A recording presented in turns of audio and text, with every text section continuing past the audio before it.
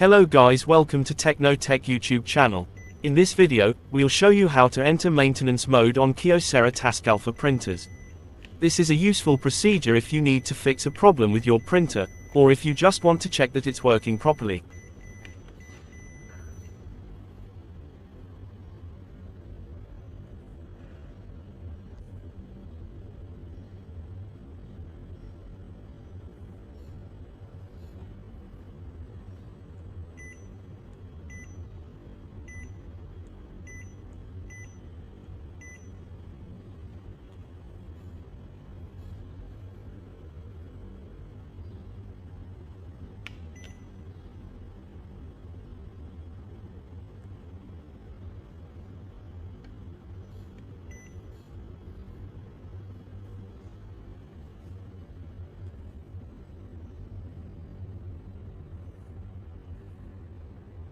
Thanks for watching. If you learn anything in this video, please give a like and subscribe for more videos.